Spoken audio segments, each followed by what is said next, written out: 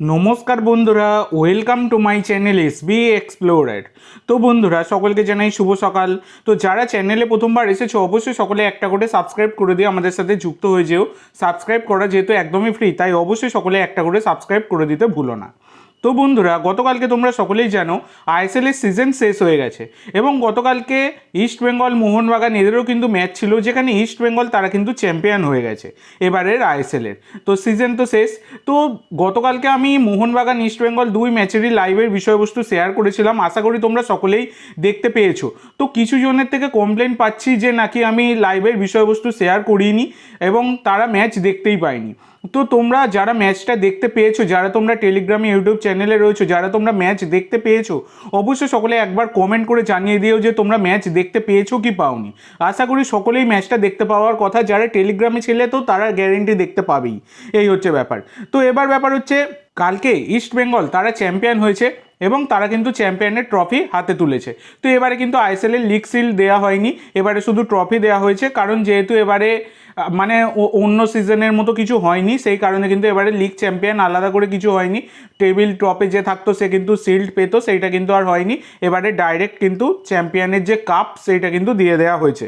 তো এবার কালকের এই যে ম্যাচের পর তোমাদেরকে বলে দিই কে কী পুরস্কার পেয়েছে।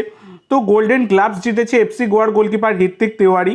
গোল্ডেন বুট পেয়েছে ইউসেফ ইজ্জেজারি, ইস্ট বেঙ্গলের স্ট্রাইকার। আর এদিকে গোল্ডেন বল জিতেছে ইস্ট বেঙ্গলেরই মিডফিল্ডার মিগুয়েল ফিগুয়েরা। তো এই হচ্ছে ব্যাপার, তোমাদেরকে জানিয়ে দিলাম। তো গতকালকে শুধু মানে দেখতে গেলে একটা জিনিস তোমরা দেখো, ইস্ট বেঙ্গল এবারে ডিজার্ভ করে তারা চ্যাম্পিয়ন হওয়ার, কিন্তু পয়েন্টসের দিক থেকে দেখতে গেলে ইস্ট বেঙ্গল আর মোহনবাগান তাদের মধ্যে কিন্তু পয়েন্টসের কোনো পার্থক্যই নেই, একই একদম পয়েন্ট। সে মানে সমসংখ্যক পয়েন্ট, শুধুমাত্র গোল ডিফারেন্সের একটা ব্যবধানের জন্য মোহনবাগান তারা চ্যাম্পিয়ন হতে পারলো না। তো এই দিকে কোনো হতাশার দরকার নেই মোহনবাগান সমর্থকদের মনেও।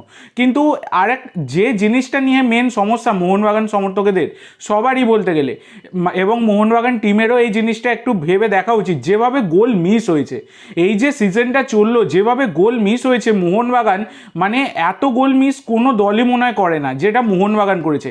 কালকেও তোমরা যদি দেখো জেমি ম্যাকলারেনের মধ্যে গোল করার কোনো রকম ইচ্ছাই নেই, ইচ্ছা করে করে গোলগুলো এত নষ্ট করেছে। জেমি শুধু বলবো না, জেসন কামিন্সও, এগুলো ভাবাই যায় না। তো মোহনবাগানের দরকার রয় কৃষ্ণার মতো একজন স্ট্রাইকার, শুধু গোল করার ক্ষমতা থাকলে হবে না, সেখানে স্পিডও দরকার আছে, যেটা জেমি ম্যাকলারেন বা জেসন কামিন্সের মধ্যে আর কি সেই স্পিডটা নেই যেটা রয় কৃষ্ণার মধ্যে ছিল। তো এইরকম একজন স্পিডি স্ট্রাইকার, অল্প বয়সী স্ট্রাইকার কিন্তু মোহনবাগানের দরকার। তো তোমাদের এই বিষয়টা নিয়ে কি মতামত অবশ্যই কমেন্ট করে জানিও।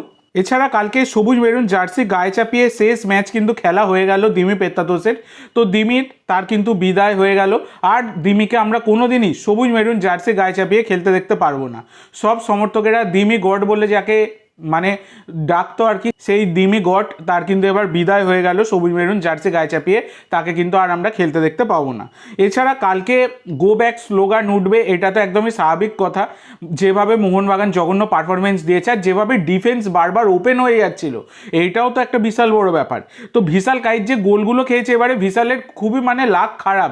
ভিশালের মতো একজন দুর্দান্ত গোলকিপার মানে শুধু ডিফেন্সের ভুলে তিনি গোলগুলো খেয়েছেন, নাহলে ভিশাল কাইতের এই গোলগুলো খাবার কথাই নয়। এবার দেখো কালকের গো ব্যাক স্লোগান তো উঠেইছে, যেখানে টম আর্লেট তাকে ঘিরেও গো ব্যাক স্লোগান শোনানো হয়। সেখানে টম আর্লেট তিনি কিন্তু গাড়ি থেকে নেমে এসে একদমই সমর্থকদের উপর তেড়ে গিয়েছিলেন।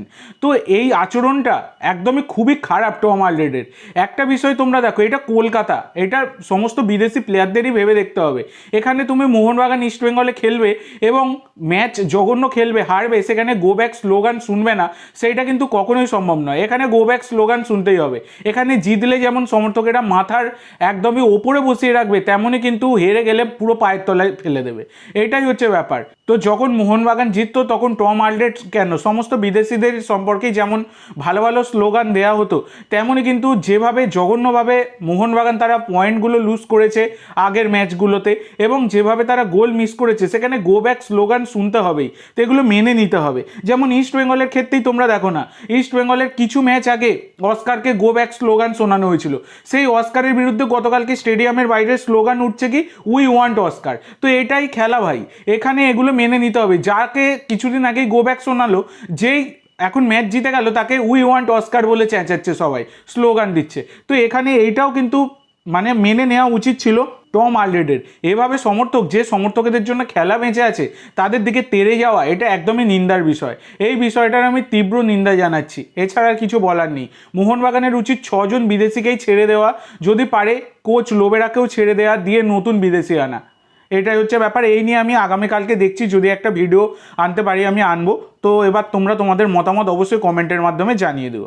তো আজকের জন্য এইটুকু বন্ধুরা, ভিডিওটি ভালো লাগলে অবশ্যই লাইক করো, শেয়ার করো, আমার চ্যানেলে প্রথমবার এসে থাকলে চ্যানেলটি সাবস্ক্রাইব করো, আর কমেন্ট করে জানাও ভিডিওটি কেমন লাগলো। ধন্যবাদ।